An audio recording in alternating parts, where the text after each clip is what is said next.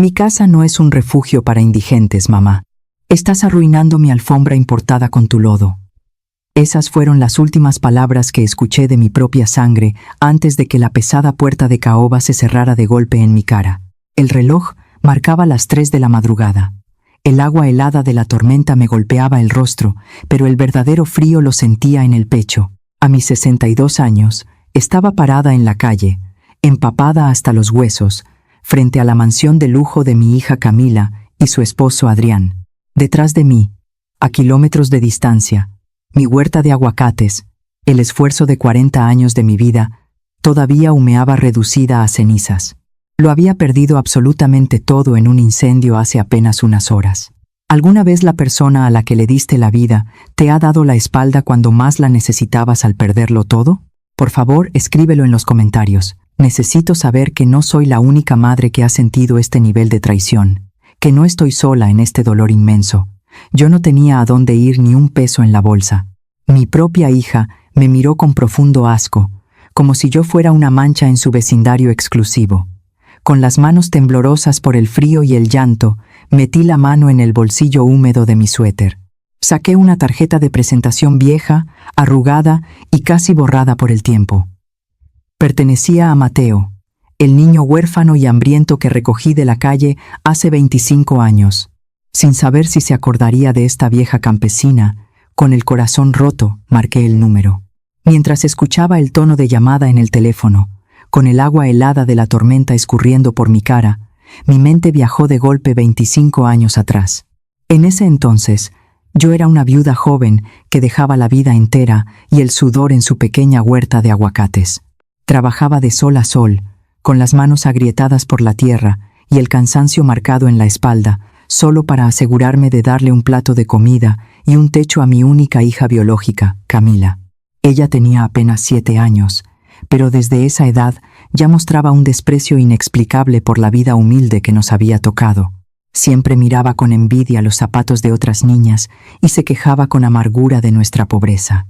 Fue un martes de tianguis, en una de esas mañanas heladas que te calan hasta los huesos, cuando mi destino se cruzó con el de ese niño.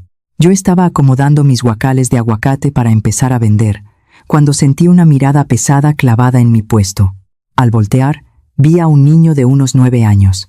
Estaba flaco como un esqueleto, temblando sin control dentro de una camiseta desgarrada que le quedaba inmensa. Tenía la carita manchada de tierra y unos ojos oscuros, inmensos, llenos de un hambre tan desesperada que me partió el alma en dos. Estaba escarbando entre la basura del mercado, buscando entre las cáscaras podridas algo para llevarse a la boca. Mi corazón de madre se estrujó por completo. Dejé mi puesto sin pensarlo, tomé un par de tacos que traía envueltos en una servilleta para mi propio almuerzo y me acerqué a él a paso rápido. El pobre se asustó tanto que retrocedió, encogiéndose como si esperara que le diera un golpe o un grito, como seguramente mucha gente ya lo había hecho. Pero cuando le tendí la comida tibia, la agarró con desesperación y la devoró casi sin masticar. Con la voz quebrada y la mirada clavada en el piso, me contó que no tenía a nadie en el mundo, que dormía en los portales del mercado y sobrevivía de las sobras que la gente tiraba. Yo no pude darle la espalda. Simplemente no pude. Con la firme creencia de que donde comen 2, comen 3, lo tomé de su manita sucia, lo subí a mi camioneta vieja y me lo llevé a mi casa. Ese niño era Mateo. Le preparé un rincón limpio, le di un buen baño de agua caliente y le puse ropa vieja de mi difunto esposo que ajusté con alfileres. Pero la llegada de Mateo a nuestra casa sacó a relucir toda la oscuridad que ya vivía en el corazón de mi hija Camila. Desde el primer segundo que lo vio cruzar nuestra puerta, lo miró con un asco profundo, exactamente el mismo asco con el que me acababa de mirar hace unos minutos frente a su mansión millonaria. Camila no soportaba la idea de compartir absolutamente nada. No le importaba que yo me levantara a las 4 de la mañana a trabajar el doble en la huerta para mantenerlos a los dos sin que les faltara nada. Ella sentía que Mateo le estaba robando su espacio, su aire y mi atención. «Sácalo de aquí, huele feo», me decía tapándose la nariz exageradamente cuando pasaba por su lado, a pesar de que yo me aseguraba de que Mateo estuviera siempre limpio. Pero el verdadero infierno se desató una tarde de lluvia fuerte. Había sido una semana malísima en las ventas y el dinero apenas me alcanzó para preparar una olla de frijoles calditos y unas tortillas de maíz. Serví los 3 platos humeantes en la mesa de madera astillada de nuestra cocina. Mateo se sentó calladito, con las manos bien lavadas sobre las piernas, esperando a que yo me sentara, agradeciendo cada migaja como si le hubiera servido el banquete más caro del mundo. Camila, en cambio, se arrastró hasta la silla de muy mala gana. Miró el plato de Mateo, luego miró el suyo, y su cara de niña se transformó en una máscara de pura rabia. De repente, sin decir agua va, agarró su plato de frijoles hirviendo y lo aventó con todas sus fuerzas contra la pared. El plato de barro estalló en pedazos y el caldo manchó todo nuestro piso de cemento. No voy a tragar esta porquería de pobres todos los días por culpa de este arrimado, gritó Camila, con los ojos inyectados en un coraje que no era normal para su edad. Le das mi comida a este muerto de hambre que recogiste de la basura. Es un estorbo y lo odio, mamá, lo odio. Cada una de sus palabras fue como un navajazo directo a mi pecho. Me levanté de golpe y le grité que no fuera una malagradecida, que Mateo no tenía la culpa de nada y que ahora era su hermano. Pero ella me miró con puro y absoluto desprecio. Pateó la silla con fuerza y se encerró en su cuarto dando un portazo brutal que hizo temblar nuestra casita de adobe. Me quedé ahí, congelada en medio de la cocina, con las lágrimas a punto de salirme por la profunda vergüenza de ver tanta crueldad y maldad en mi propia sangre. Pero lo que hizo Mateo en ese instante me partió el alma para siempre y definió el rumbo de nuestras vidas. Él no lloró, no se defendió frente a los insultos, ni le gritó de vuelta a Camila. Se levantó muy despacito de su silla, fue por un trapo mojado y se arrodilló en el piso frío para empezar a limpiar el desastre que mi hija había provocado. Recogió los pedazos de barro roto con sus manitas callosas, cuidando de no cortarse. Levantó la mirada desde el suelo, clavando en mí esos ojitos nobles que nunca, a pesar de todo el sufrimiento, perdieron la gratitud, y me dijo con una voz suave pero inquebrantable: «No llores, mamá Rosa, déjala. Ella no tiene la culpa de enojarse porque yo soy pobre y no tengo nada, pero te juro por mi vida entera que voy a estudiar mucho. Voy a trabajar bien duro de día y de noche, y un día, cuando yo sea un hombre grande, te voy a construir un castillo para que nadie te vuelva a gritar y para que tú nunca más vuelvas a llorar por mi culpa». Ese niño de 9 años, vestido con harapos prestados y de rodillas limpiando frijoles del suelo, me estaba prometiendo el mundo entero, y yo le creí con cada fibra de mi ser. Me tiré al piso a abrazarlo con todas mis fuerzas, mezclando mis lágrimas de dolor con la comida derramada. Mientras mi hija Camila dormía en su cuarto soñando con lujos, dinero y egoísmo, yo sostenía fuertemente en mis brazos al niño que, sin llevar ni una sola gota de mi sangre, acababa de convertirse en el hijo verdadero de mi corazón. Los años pasaron volando, pero Mateo cumplió su promesa cada maldito día. Desde que era un niño, se partía el lomo ayudándome en la huerta bajo el rayo del sol, y en las madrugadas, cuando todos dormían, él devoraba los libros a la luz de una vela. Su esfuerzo sobrenatural dio frutos innegables.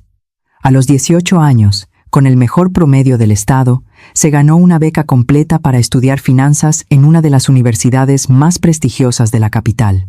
El día que empacó sus pocas camisas en una maleta de lona gastada, sentí que me arrancaban un pedazo entero del alma. Lloré a mares en la terminal de autobuses. Lo abracé como si el mundo se fuera a acabar. Él me besó la frente, me secó las lágrimas con sus manos grandes y me juró mirándome a los ojos que volvería por mí, que todo su esfuerzo era para sacarme de trabajar. Y luego se subió a ese camión. ¿Y mi propia hija? Camila ni siquiera se dignó a acompañarnos a la terminal para despedirse de él. Cuando regresé a casa, con los ojos hinchados y el corazón apachurrado, la encontré limándose las uñas en el sillón de la sala, viendo la televisión con total indiferencia. Ya era hora de que nos quitáramos a ese estorbo de encima, mamá. Al fin se largó a mendigar a otro lado. Ahora sí vamos a vivir en paz, me dijo con una sonrisa fría, sin una sola pizca de empatía. Sentí un escalofrío en todo el cuerpo. Nunca pude entender cómo de mi propio vientre había nacido una criatura con el corazón tan endurecido, tan lleno de clasismo y desprecio. Sin Mateo en casa, Camila se adueñó de todo el espacio. Al crecer, se dio cuenta rápidamente de que era una mujer bellísima y decidió usar esa belleza como su única herramienta para escapar de lo que ella llamaba nuestra vida de mediocres y campesinos. No le interesaba estudiar ni ayudarme con las cuentas de la cosecha. Le importaban las marcas de diseñador que veía en las revistas, los lugares caros y rodearse de gente de dinero que la hiciera sentir superior. Así fue como conoció a Adrián. Adrián era un hombre unos años mayor que ella, siempre vestido con trajes impecables, zapatos relucientes, reloj de marca y un coche último modelo que desentonaba por completo en nuestra calle de tierra. Se presentaba a sí mismo como un exitoso y visionario empresario de bienes raíces en la ciudad. Desde el primer día que cruzó la puerta de nuestra humilde casa, Adrián me miró de arriba a abajo con una mueca de desagrado, como si yo fuera la sirvienta o algo que había pisado en la calle. Su prepotencia era asquerosa. Ni siquiera se molestaba en darme los buenos días mirándome a la cara. Pero Camila estaba completamente deslumbrada, cegada por el brillo del dinero y la promesa de una vida de lujos. Cuando anunciaron que se iban a casar, yo hice lo que cualquier madre haría. Me sacrifiqué. Vendí la mejor cosecha de aguacate de la temporada y me endeudé con un prestamista del pueblo para darles un regalo digno y comprarme un vestido bonito. Quería que mi hija estuviera orgullosa de mí en su día especial. Quería verme bien para sus nuevos suegros. Pero el día de la boda se convirtió en una de las humillaciones más grandes y dolorosas de toda mi existencia. El evento fue en un salón espectacular en el barrio más exclusivo de la ciudad, lleno de candelabros, flores importadas y gente de la alta sociedad. Cuando llegué, emocionada, con mi vestido sencillo pero limpio y mi cabello bien peinado, los coordinadores del evento me detuvieron en la puerta. Me pidieron mi nombre, revisaron su lista y me acompañaron al interior, pero no me llevaron a la mesa principal junto a los novios. No me sentaron con la familia de Adrián. Me guiaron hasta el fondo del inmenso salón, a la última mesa, una mesa arrinconada justo al lado de la puerta de vaivén de la cocina y cerca de los baños. Ahí me sentaron, junto a los choferes de los invitados y el personal de limpieza del banquete. Sentí que me arrojaban un balde de agua helada. Pensé que era un error, pero entonces un mesero me confesó que el novio había dado instrucciones estrictas sobre la distribución. Adrián se había avergonzado de mi origen. Peor aún, me enteré por los murmullos de la gente que Adrián y Camila le habían dicho a todos los invitados que los padres de la novia eran unos hacendados que habían fallecido trágicamente y que yo era solo una tía lejana y pobre del campo que la había criado por caridad. Mi propia hija renegó de mí para encajar en ese mundo de plástico. La vi a lo lejos, bailando, brindando con copas de champaña, riendo a carcajadas con sus nuevos amigos ricos, sin voltear a ver hacia mi rincón oscuro ni una sola vez en toda la bendita noche. Me tragué el nudo en la garganta y las lágrimas amargas junto con la comida fría que me sirvieron al último. Salí de esa boda antes de que siquiera partieran el pastel. Caminé sola por las calles desconocidas de la ciudad hasta encontrar la terminal para tomar el primer camión de regreso a mi pueblo. A partir de ese día, el lazo invisible que nos unía se rompió por completo. Camila se encerró en su burbuja de cristal y lujos. Sus visitas a la casa se acabaron y solo recibía llamadas rápidas cada 3 o 4 meses, siempre para quejarse de sus amigas o para pedirme dinero prestado, porque los negocios de Adrián estaban en un bache temporal. Mi casa se quedó en un silencio sepulcral que lastimaba los oídos. Mateo estaba a kilómetros de distancia, partiéndose el lomo para forjar su futuro, y mi propia hija me había enterrado en vida. Para no volverme loca por la soledad aplastante y el rechazo de mi propia sangre, me refugié en el único lugar que nunca me juzgó y que siempre me dio frutos a cambio de mi esfuerzo, mi huerta de aguacates. Me hundí en la tierra, trabajando ciegamente de sol a sol, hablando con mis árboles y dejando que el sudor me lavara las lágrimas de tristeza.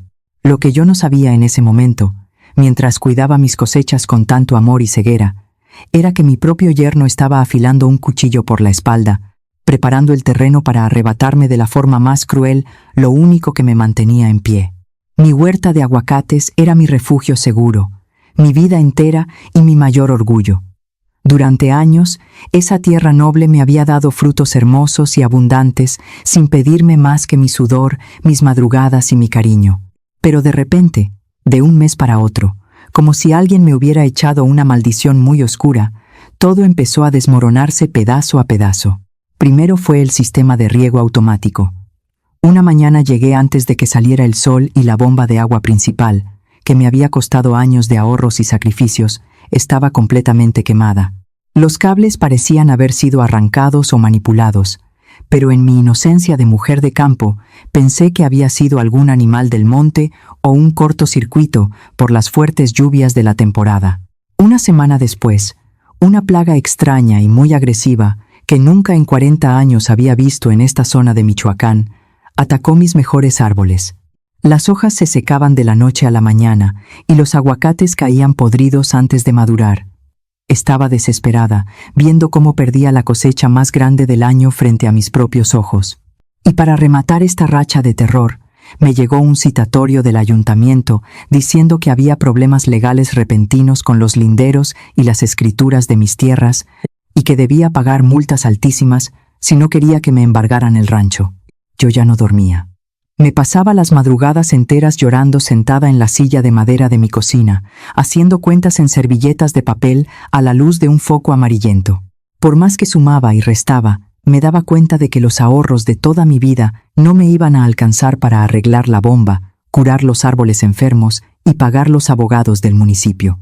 Estaba con el agua hasta el cuello, sintiendo que me asfixiaba en mi propia casa. Y justo en ese momento de oscuridad total, cuando sentía que el mundo se me venía encima y no tenía a quién recurrir, apareció él, Adrián, mi yerno, el mismo hombre arrogante que me había escondido junto a la puerta de los baños en su boda. Llegó una tarde a la huerta manejando su camioneta negra de lujo.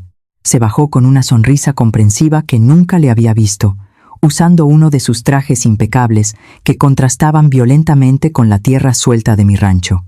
Venía acompañado de mi hija Camila, quien ni siquiera se dignó a bajarse del aire acondicionado del vehículo. Solo me miró desde la ventana con sus gafas de sol oscuras. «Suegra, me enteré por ahí que las cosas están muy difíciles», me dijo Adrián, acercándose y poniendo una mano suave sobre mi hombro cansado. Su voz sonaba tan cálida, tan llena de preocupación, que por un segundo estúpido olvidé todas las humillaciones del pasado. «Usted ya no está en edad de batallar sola con todo esto. Déjeme ayudarla. Para eso estamos la familia, ¿no? Yo conozco a los mejores contratistas de la ciudad. Tengo amigos en el gobierno y sé cómo manejar estos problemas. Yo le resuelvo todo este desastre». Mi corazón de madre dio un vuelco.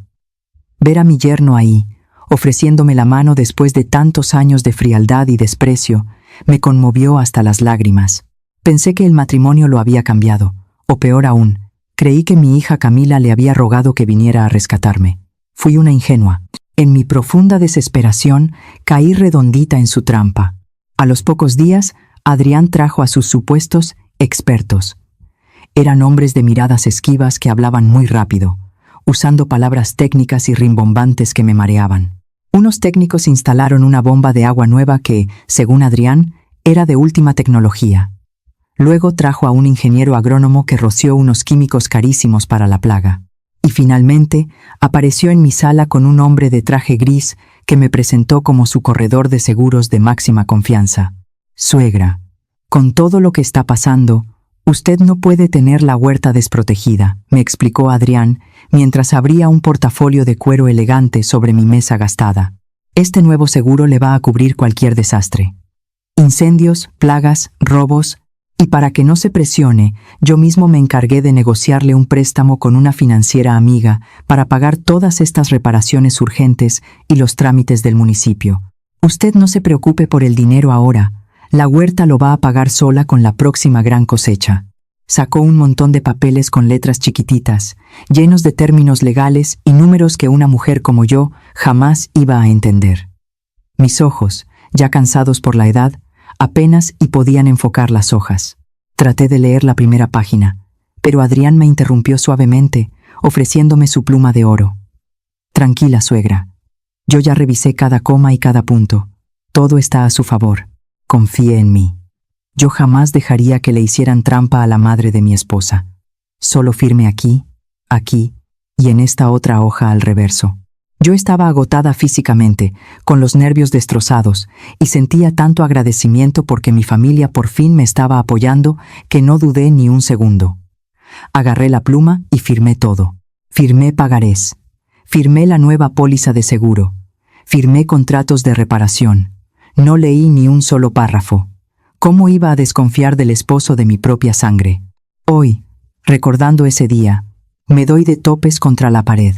Si ustedes estuvieran viéndome en ese momento a través de una pantalla, seguramente me estarían gritando desesperados. No firmes, Rosa.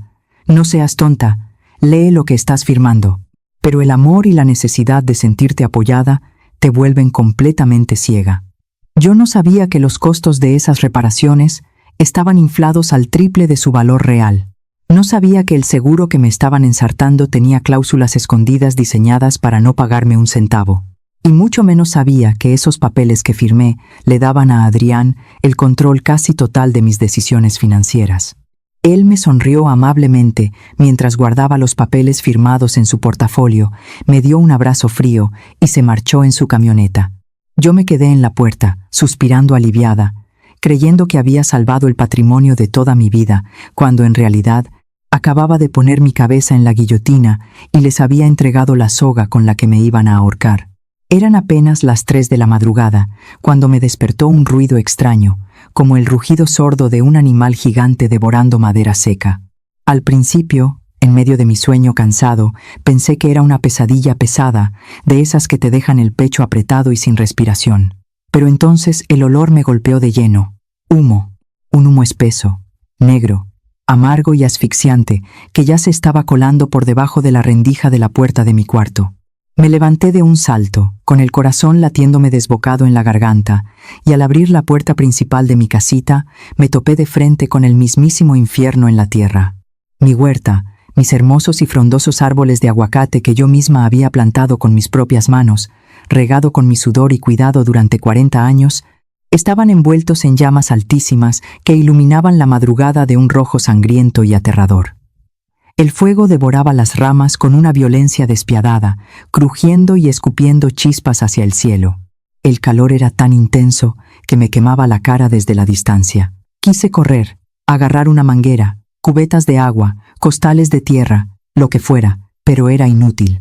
El viento soplaba fuerte esa noche y empujaba la lumbre directo hacia los cobertizos de madera donde guardaba mi herramienta, los fertilizantes y mi tractorcito viejo. Todo, absolutamente todo, se estaba consumiendo en cuestión de minutos. Los vecinos del rancho de al lado llegaron corriendo en la oscuridad con linternas y palas, gritando mi nombre desesperados, pero la barrera de fuego era tan fiera que nadie podía acercarse a más de 20 metros. 40 años de mi vida, mis madrugadas bajo el frío, mis sacrificios por darle de tragar a mi hija, mi único patrimonio y el pan de mi vejez. Todo se estaba convirtiendo en cenizas frente a mis propios ojos, y yo no podía hacer más que caer de rodillas en la tierra polvorienta, llorando a gritos y rogándole a Dios que detuviera ese castigo inmerecido. Para cuando escuché las sirenas y llegaron los camiones de bomberos, el daño ya era total e irreversible. Estuvieron luchando contra el monstruo de fuego hasta que empezó a salir el sol, pero solo lograron salvar los cimientos negros de lo que alguna vez fue mi bodega de empaque. La casita de adobe donde yo dormía se salvó de puro milagro, porque el viento cambió de dirección en el último maldito segundo. Cuando la luz de la mañana iluminó la tragedia, el paisaje me rompió el alma en 1000 pedazos. Solo quedaban troncos carbonizados humeando, un silencio sepulcral y un olor a muerte y madera quemada que me revolvía el estómago. Yo seguía ahí, sentada en una piedra fría, temblando de pánico y frío, envuelta en mi camisón de dormir manchado de hollín y con la cara negra por el humo. Fue entonces cuando el jefe de bomberos se me acercó a paso lento. Se quitó el casco pesado, se limpió el sudor de la frente y me miró con una lástima tan profunda que me dolió hasta los huesos. Me explicó que el incendio no había sido provocado por un rayo de tormenta, ni por el calor extremo, ni por un accidente de la naturaleza. El fuego había comenzado exactamente en el cuarto de máquinas principal. «Doña Rosa», me dijo con voz grave y seria, «esto fue un cortocircuito masivo. La instalación eléctrica de su nueva bomba de agua estaba pésimamente hecha. Usaron cables baratos que no soportaban la carga. Se sobrecalentaron, hicieron chispa y agarraron la madera seca de las paredes. Sentí un mareo espantoso, como si me hubieran dado un golpe en la nuca. La bomba nueva, la maldita bomba de agua que los supuestos expertos de máxima confianza de mi yerno Adrián habían instalado hace apenas unos meses, cobrándome una verdadera fortuna. Pero en medio de ese ataque de pánico y desesperación, un rayo de esperanza cruzó por mi mente nublada. El seguro. Adrián me había hecho firmar esa póliza carísima contra todo riesgo, justamente para evitar la ruina. Con las manos sucias de carbón y temblando como hoja de papel en el viento, corrí hacia el interior de mi casa, busqué desesperadamente el número del ajustador de seguros entre los documentos que se habían salvado y marqué desde mi teléfono fijo. Me contestó una operadora con voz robótica, burocrática y sin ninguna empatía. Le di mi nombre y el número de póliza, llorando, suplicando con la voz quebrada que mandaran a alguien rápido porque lo había perdido todo, porque estaba en la calle. Hubo un silencio en la línea, el tecleo de una computadora, y luego unas palabras que me sacaron el poco aire que me quedaba en los pulmones. «Lo siento mucho, señora Rosa», me dijo la voz desde el otro lado del teléfono. «Pero el sistema indica que su póliza de seguro contra daños e incendios fue cancelada hace exactamente 30 días». Grité al auricular que eso era imposible, que yo tenía un préstamo automático para cubrir esos pagos, que mi yerno lo estaba manejando todo desde la ciudad. El titular de la cuenta asociada canceló la domiciliación de los pagos, señora. Al acumular un mes de falta de pago, la aseguradora anuló la cobertura de inmediato. Usted no tiene ningún tipo de protección ni respaldo con nosotros. La línea se cortó y el teléfono se me resbaló de las manos hasta golpear el suelo con un golpe sordo. El aire de la habitación se volvió de plomo. Adrián no solo me había mandado a unos charlatanes que instalaron una bomba defectuosa que causó la tragedia de mi vida, sino que deliberadamente había cancelado los pagos de mi seguro sin decirme una sola palabra. Me había dejado caer en una trampa perfecta, fría y calculadora. Estaba completamente desprotegida, sola y arruinada. Me quedé parada en medio de la sala, mirando por la ventana rota hacia el cementerio gris que antes era mi huerta viva. No tenía árboles, no tenía cosecha, no tenía un solo peso y estaba endeudada hasta el cuello. 40 años de mi juventud se habían reducido a un puño de cenizas. En ese segundo, lo entendí todo. No me quedaba absolutamente nada en el mundo, más que la ropa ahumada que llevaba puesta. Y así, con el olor a cenizas impregnado hasta en la última fibra de mi ropa y el alma hecha pedazos, logré llegar a la ciudad. Gasté los últimos pesos que traía en la bolsa del mandado para pagar el camión de pasajeros. Caminé bajo la tormenta por calles que no conocía, temblando de frío y de miedo, hasta llegar a la caseta de vigilancia del exclusivo fraccionamiento donde vivía mi hija. El guardia casi no me deja pasar por mi aspecto miserable, pero le rogué tanto, llorando de pura desesperación, que finalmente cedió. Cuando por fin estuve frente a esa inmensa puerta de caoba tallada, mi única esperanza era que el instinto de sangre hablara. Pensé, en mi infinita inocencia de madre, que al verme así, destruida y sin nada, Camila correría a abrazarme para darme consuelo.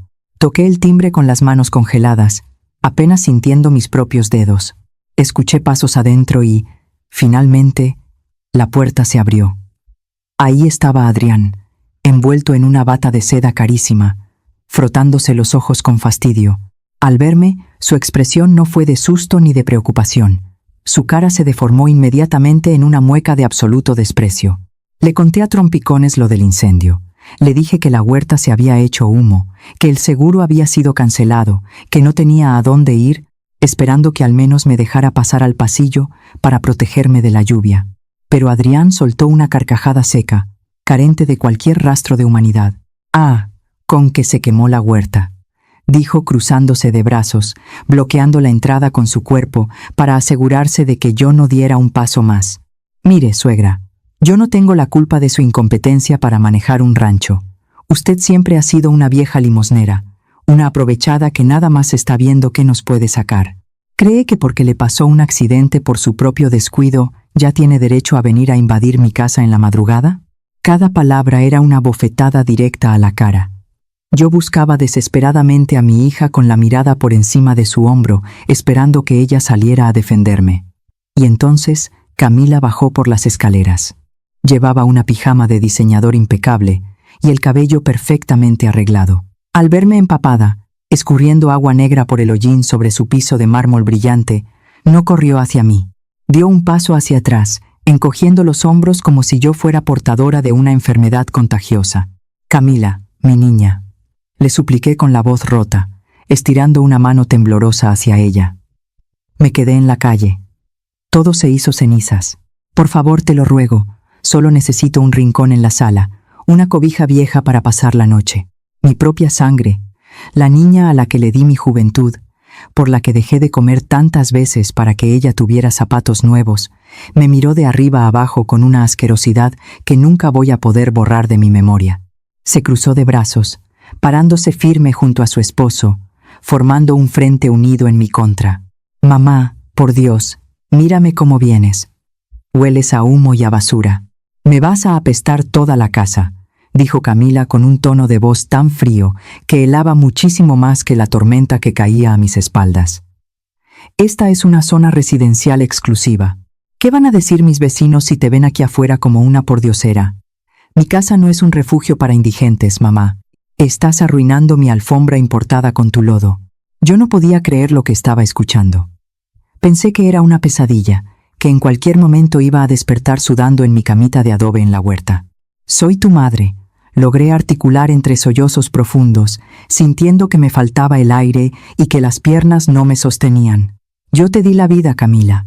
Me partí la espalda por ti». «Y yo no te lo pedí», respondió ella, afilando la mirada sin parpadear. Y entonces soltó la frase que terminó de matarme por dentro, la frase que cortó de tajo cualquier lazo sagrado que nos uniera. «Tú para nosotros ya no eres más que una carga, un peso muerto que no estamos dispuestos a cargar. Si te quedaste en la calle, ese es tu problema, no el mío. Hazte un favor, camina unas cuadras más al centro y búscate un asilo público, un albergue del gobierno, a ver si ahí te reciben. Pero aquí no vas a entrar». Justo en ese instante, un relámpago gigantesco iluminó el cielo seguido de un trueno ensordecedor que hizo retumbar el suelo bajo mis pies, como si el mismo cielo estuviera gritando de indignación. Pero el verdadero estruendo fue el que ocurrió dentro de mi pecho. Sentí físicamente cómo mi corazón se partía en dos. Todo se derrumbó. Todas mis excusas para defenderla durante años, todas las veces que me mentí a mí misma diciendo que ella me quería a su manera, todo se hizo polvo. Estaba frente a una completa desconocida. Había criado a un monstruo de vanidad y egoísmo. «Váyase de aquí antes de que llame a la seguridad del fraccionamiento para que la saquen a la fuerza», remató Adrián, agarrando el pomo de la puerta con fuerza. No dije nada más. No tenía fuerzas para pelear. Las palabras se me murieron en la garganta. Solo me quedé ahí, mirándolos con los ojos inundados de lágrimas, intentando grabar en mi memoria el rostro despiadado de los verdugos que yo misma había alimentado con mis propias manos. Y sin una sola pizca de remordimiento, sin dudarlo una fracción de segundo, me cerraron la pesada puerta de madera en la cara. El golpe metálico de la cerradura, al ponerle seguro, resonó en la noche como la tapa de un ataúd cerrándose sobre mi vida. Me quedé sola en la oscuridad. El agua helada de la tormenta me golpeaba el rostro sin piedad, escurriendo por mi ropa quemada, mezclándose con mis lágrimas calientes. Había tocado el fondo más oscuro y doloroso que un ser humano puede experimentar, la traición absoluta de la persona que salió de tus propias entrañas. Me di la vuelta lentamente y comencé a caminar sin rumbo bajo la lluvia, siendo arrastrada por la más profunda de las desesperaciones. Caminé arrastrando los pies con una pesadez que no era solo física, sino del alma. Cada paso me costaba un mundo. El agua helada de la madrugada me golpeaba la cara y el viento cortaba como navajas sobre mi ropa empapada y quemada. Llegué hasta una parada de autobús de cristal a un par de cuadras de la mansión de mi hija. Me senté en la banca de metal congelada, encogiéndome sobre mí misma, temblando incontrolablemente. Mi mente era un torbellino oscuro. Había perdido 40 años de mi vida en el fuego, y a mi única hija biológica en el hielo de su propia soberbia. No tenía a dónde ir. Con las manos entumecidas, palpé el fondo de la bolsa de mi suéter arruinado. Mis dedos rozaron un pedazo de cartón endurecido. Lo saqué despacio bajo la luz parpadeante del farol de la calle. Era la tarjeta de presentación que Mateo me había dado la última vez que nos vimos, hace casi 10 años. Las letras doradas estaban un poco borrosas por el tiempo y el agua, pero aún se podía leer su nombre seguido de Director General. Mi corazón dio un vuelco, pero inmediatamente el miedo me paralizó. Había pasado tanto tiempo. Él ahora era un hombre importante, un empresario de las grandes ligas que manejaba millones de pesos. Seguramente estaba ocupado, o tal vez ya ni siquiera se acordaba de la vieja campesina que lo recogió del mercado. No quería ser una carga para él también, no después de lo que me acababa de decir Camila.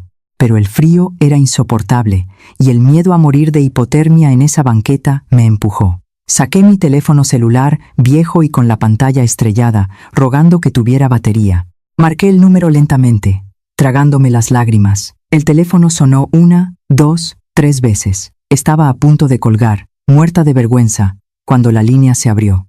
Escuché una voz masculina, profunda, firme y autoritaria, hablando rápidamente en inglés, seguramente en medio de una reunión importante a pesar de la hora o en una videollamada de negocios urgentes. ¿Bueno?, preguntó con tono impaciente al no escuchar respuesta. Mateo. Susurré y mi voz salió como un hilo roto, un gemido ahogado por el llanto y el temblor de mi mandíbula. Mateo, mi niño, soy yo, tu mamá Rosa. Hubo un silencio sepulcral al otro lado de la línea. Sentí que el mundo entero se detenía. Pude escuchar el sonido de una pesada silla arrastrándose de golpe contra el piso. Luego, su voz cambió por completo. Ya no era el magnate frío de los negocios. Era el niño de 9 años, lleno de urgencia y amor puro. ¿Mamá? ¿Mamá Rosa? ¿Qué tienes? ¿Por qué lloras? ¿En dónde estás? Me disparó las preguntas con una desesperación que me hizo soltar un sollozo incontrolable.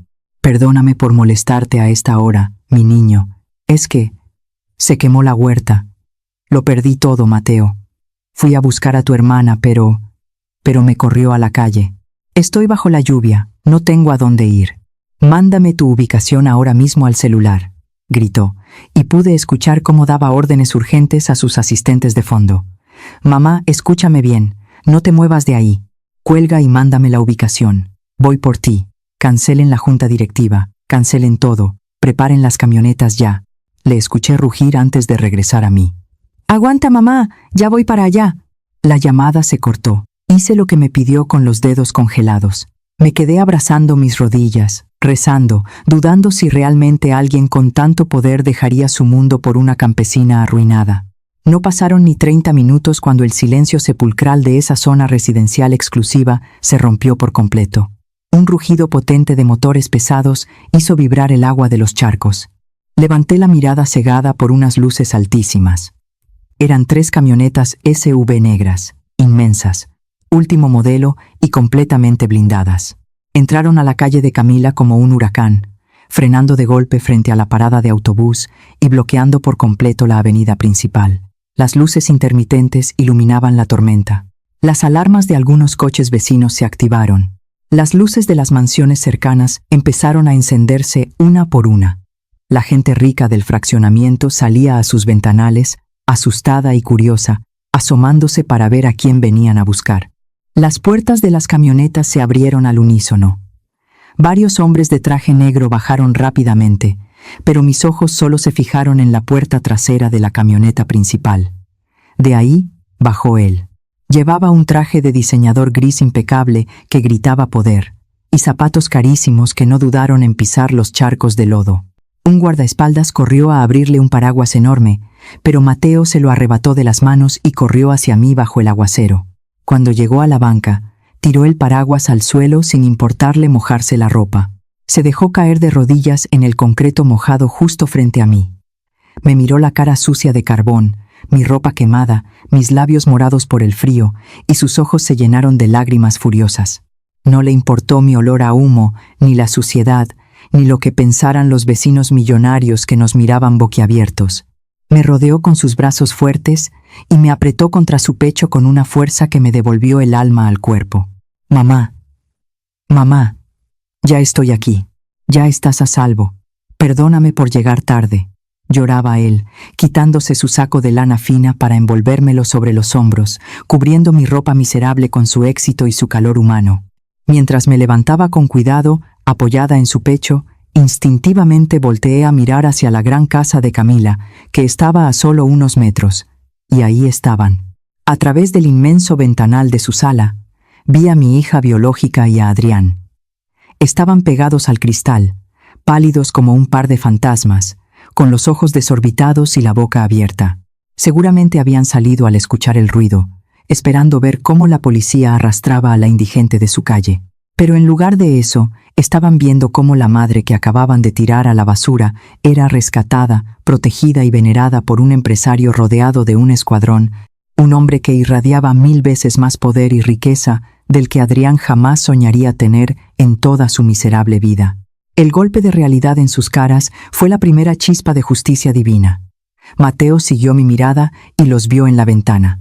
Su rostro dulce de hijo agradecido se transformó en una fracción de segundo en la máscara de hielo del hombre más implacable del mundo. Sus ojos oscuros lanzaron una mirada tan afilada y llena de furia contenida hacia el ventanal, que vi a Adrián dar un paso hacia atrás por puro instinto de terror. Mateo me ayudó a subir a la camioneta calientita, cerró la puerta y los dejó ahí, atrapados en su propio terror. El niño que recogí del tianguis había vuelto, y traía consigo una tormenta mucho más grande y destructiva que la que caía del cielo. El trayecto en la camioneta blindada fue completamente borroso para mí. Solo recuerdo el calor de la calefacción descongelando mis huesos y la mano fuerte de Mateo apretando la mía sin soltarme un solo segundo. Me llevó directo a su penthouse, ubicado en la torre más alta y exclusiva de la ciudad. Era un lugar inmenso, sacado de una película, con ventanales de piso a techo que mostraban las luces de la capital a nuestros pies. Pero a pesar de tanto lujo, lo único que realmente me importaba era la mirada llena de preocupación y amor de ese muchacho. Su personal de servicio me preparó un baño de agua caliente, me dieron ropa limpia de seda que acariciaba mi piel lastimada y me sirvieron un caldo que me revivió el cuerpo. Me quedé profundamente dormida en una cama que se sentía como una nube, derrotada por la tragedia más grande de mi vida. Pero mientras yo descansaba, Mateo no pegó el ojo. Esa misma madrugada, movilizó a todo su ejército privado de abogados corporativos, auditores y expertos financieros.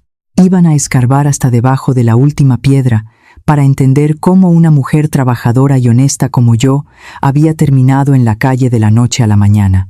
A la mañana siguiente, me despertó el aroma a café recién hecho.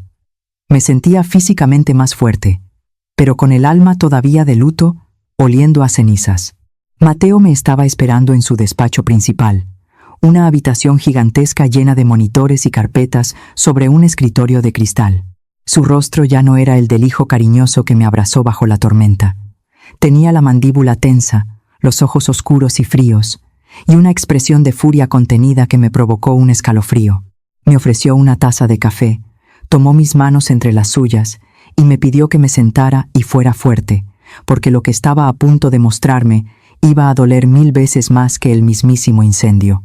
«Mamá Rosa», empezó con una voz ronca y firme. «Ayer te prometí que íbamos a arreglar esto, pero lo que mis equipos encontraron esta madrugada es mucho peor que una simple mala racha o un seguro cancelado por accidente. Fuiste víctima de una red de fraude maestro, fríamente calculada». Mateo giró uno de los monitores de su computadora hacia mí. La pantalla estaba llena de gráficas, transferencias bancarias rastreadas y documentos legales con sellos oficiales. Me explicó pacientemente que las supuestas empresas expertas que Adrián llevó a mi rancho para arreglar la bomba de agua y fumigar los árboles nunca fueron verdaderos contratistas. Eran empresas fantasma, corporaciones de papel registradas a nombre de los prestanombres de mi propio yerno. Adrián me había cobrado 3 veces el valor real de las reparaciones, usando a propósito materiales corrientes y defectuosos, y él mismo se había embolsado todo el dinero del préstamo gigantesco que me hizo firmar con mentiras. Yo sentía que me faltaba el aire. Le pregunté, con la voz temblorosa y el corazón latiendo a 1000 por hora, ¿por qué haría algo tan perverso? ¿Por qué ensañarse así conmigo si yo solo era una campesina sin grandes riquezas? Mateo sacó un mapa topográfico del municipio donde estaba mi huerta y lo extendió sobre la mesa. Resultó que, hace unos meses, El gobierno estatal había aprobado en secreto la construcción de un megaproyecto turístico y una autopista gigantesca justo colindando con mis tierras. Mi viejo rancho de aguacates, de la noche a la mañana, había multiplicado su valor por 10. Adrián, usando sus contactos corruptos en bienes raíces, se enteró de esto antes que nadie. Su plan maestro era asfixiarme en deudas impagables, provocar fallas eléctricas constantes para arruinar mis cosechas y, finalmente, embargarme las escrituras por una miseria para venderlas a los desarrolladores del complejo millonario. Él mismo, con su puño y letra, canceló la póliza del seguro hace 30 días exactos, asegurándose de que, si un desastre ocurría, yo quedara en la ruina total y no tuviera otra opción que entregarle las tierras. La maldad de ese hombre no tenía límites, pero la estocada final, el navajazo brutal que me partió el corazón y lo dejó desangrándose en el suelo de ese lujoso despacho, llegó cuando Mateo sacó una carpeta roja de su cajón. Me duele en el alma mostrarte esto, mamá. Te juro que quisiera ocultarlo, pero tienes que saber la verdad completa, me susurró con tristeza. Eran estados de cuenta bancarios detallados. Eran las cuentas personales de mi hija Camila, mi propia niña, la criatura que yo parí. Ahí estaban los registros impresos en blanco y negro, imposibles de negar. Los mismos días que la financiera me descontaba los pagos altísimos de los préstamos fraudulentos y me dejaba sin dinero para comer, se hacían transferencias exactas por esas mismas cantidades a la cuenta personal de Camila. El bolso de diseñador internacional que mi hija traía colgado del brazo la noche anterior, mientras me corría a la calle, la camioneta deportiva que presumía con sus amigas de la alta sociedad, los viajes de lujo a Europa. Todo, absolutamente todo, había sido comprado con el dinero que le robaron a su propia madre. Ella no era una víctima ignorante de su esposo. Camila sabía perfectamente del plan para dejarme en la miseria. Lo apoyó, lo celebró y gastó con gusto y sin remordimiento cada peso manchado con mi sudor y mis lágrimas. Mientras yo comía frijoles fríos y lloraba de madrugada por no perder la huerta, mi hija se compraba joyas celebrando mi ruina. Por eso me había cerrado la puerta en la cara con tanto desprecio, porque ella misma había ayudado a encender el fuego que consumió mi vida entera. Me quedé en silencio, un silencio absoluto, denso, casi asfixiante. Las lágrimas que pensé que se habían secado con el fuego rodaron por mis mejillas, pero esta vez eran diferentes. No eran lágrimas de tristeza, de miedo o de lástima por mí misma. Eran lágrimas de rabia. Una furia pura, fría y cristalina nació en el fondo de mi estómago y recorrió cada vena de mi cuerpo como electricidad. La rosa campesina, la madre ingenua, sufrida y sumisa que siempre justificaba los maltratos de su hija para mantener una falsa ilusión de familia, murió definitivamente sentada en esa silla de cuero. Levanté la mirada lentamente y conecté mis ojos con los de Mateo. Mis manos ya no temblaban, mi respiración era tranquila, y con una voz que ni yo misma reconocí, una voz firme, de hierro y sin una sola gota de compasión, le pregunté: ¿Qué sigue, Mateo? Dime cómo los destruimos. Él me miró fijamente, y una sonrisa lenta, calculadora y letal se dibujó en su rostro. El depredador estaba listo para cazar. Mateo no necesitaba usar los puños, ni contratar matones, ni alzar la voz para destruir a alguien. Su poder era mucho más letal, silencioso y aplastante, el poder del dinero y la información. Durante esa misma tarde, sentado frente a sus monitores, Mateo me reveló la ironía más grande y deliciosa de toda esta pesadilla. Resultó que el supuesto gran imperio de bienes raíces de Adrián era un vil castillo de naipes a punto de derrumbarse. Mi yerno vivía de las apariencias, ahogado hasta el cuello en deudas impagables, pidiendo préstamos millonarios para tapar otros préstamos anteriores. Y el destino, en su infinita y perfecta justicia, quiso que el banco principal al que Adrián le debía hasta la camisa hubiera sido absorbido la semana anterior por el corporativo financiero del que Mateo era dueño absoluto. El depredador, cegado por su propia avaricia, se había metido directo y sin frenos a la jaula del león.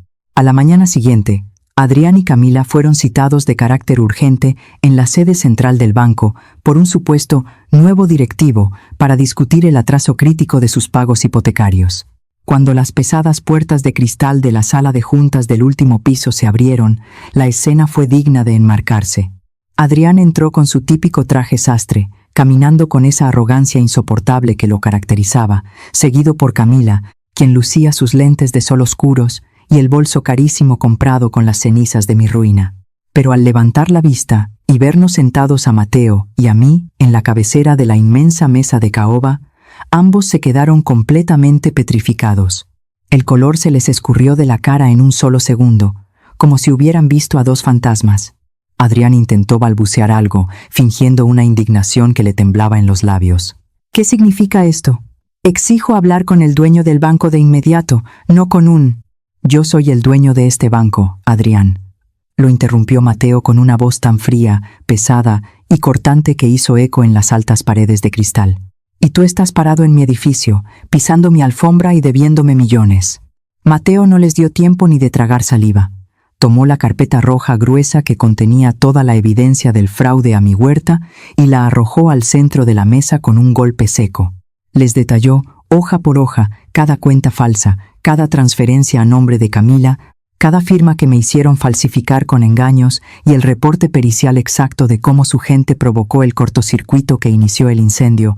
Adrián empezó a sudar frío, empapando el cuello de su camisa fina, aflojándose la corbata con las manos temblorosas.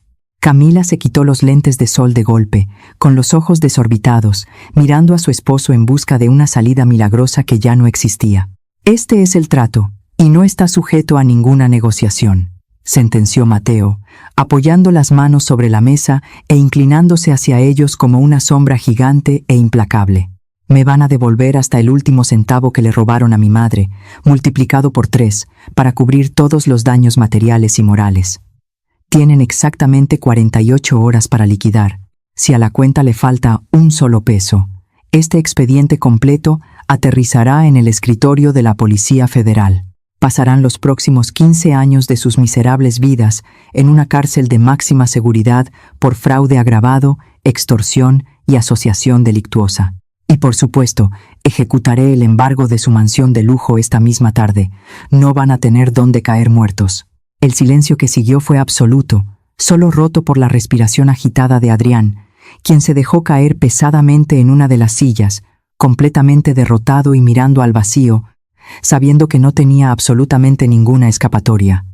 Estaba arruinado, exhibido y acorralado, pero la que se quebró por completo fue Camila. Al ver la realidad de frente, al entender que iba a perder su mansión de cristal, sus lujos, sus tarjetas de crédito ilimitadas y que la cárcel era una amenaza respirándole en el cuello, el pánico la dominó. Se levantó de golpe, corrió hacia mi lado de la mesa y perdiendo todo ese supuesto glamour y superioridad de la que tanto presumía, se tiró de rodillas al piso brillante, justo a mis pies. Las lágrimas, esta vez dictadas por el terror real y no por el cinismo, empezaron a arruinarle el maquillaje perfecto, manchando su rostro de negro. «Mamá, mamá, por favor», me suplicaba con voz chillona y desesperada, agarrándose fuertemente de la tela de mi vestido. «No dejes que nos haga esto». Yo no sabía la gravedad de las cosas. Adrián me engañó a mí también. Te lo juro. Perdóname, mamita linda. Te lo ruego. Soy tu hija. Soy tu misma sangre. Saliste de mí. No me puedes mandar a la calle. No me puedes meter a la cárcel. Ayúdame. Hace un par de días, ver a mi única hija llorando tirada en el suelo me habría destrozado el corazón en 1000 pedazos. Habría metido las manos al fuego por ella sin dudarlo, la habría perdonado ciegamente, justificando sus errores, y la habría abrazado para protegerla del mundo. Pero el fuego devorador de mi huerta y el frío penetrante de esa tormenta en la que me abandonó habían calcinado cualquier rastro de debilidad y sumisión en mí. Al mirarla ahí abajo, llorando por su dinero y no por el daño que me hizo, ya no sentí lástima, no sentí dolor. Sentí una paz absoluta, profunda y liberadora. La miré desde arriba con total indiferencia. No le grité, no la insulté, ni siquiera levanté la voz un tono. Con una calma helada que me sorprendió a mí misma, bajé la mano y sin ninguna prisa, aparté sus dedos apretados de mi ropa, deshaciendo su agarre con firmeza. Me acomodé en mi silla, la miré directo a esos ojos llenos de terror egoísta y pronuncié las únicas palabras que merecía escuchar, marcando el final definitivo de nuestra historia. La hija que yo parí con tanto amor, Se murió la misma madrugada que me cerró la puerta en la cara bajo la lluvia para salvar su alfombra. Le dije, con una voz suave pero afilada como un cristal roto, tú para mí eres solo una extraña. Una delincuente que ayudó a quemar el trabajo y los sueños de toda mi vida para comprarse bolsas de marca. Y yo, Camila, con extraños y delincuentes, no tengo familia. Me levanté despacio, dándole la espalda mientras ella se quedaba ahí, tirada en la alfombra de la sala de juntas, ahogada en sus propios alaridos y en la miseria absoluta que ella misma había construido con sus propias manos. Mateo se puso de pie a mi lado, ofreciéndome su brazo con la ternura y el respeto que un verdadero hijo le da a una madre. Salimos de esa inmensa sala con la frente muy en alto, dejando atrás a los lobos que, por fin, habían caído en su propia trampa mortal.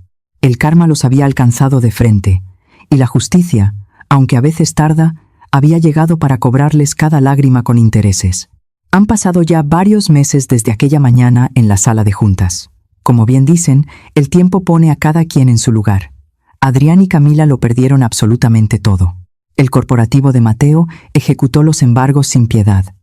Se quedaron sin la mansión de cristal, sin los coches deportivos y sin sus cuentas bancarias para poder devolverme cada peso que me habían robado.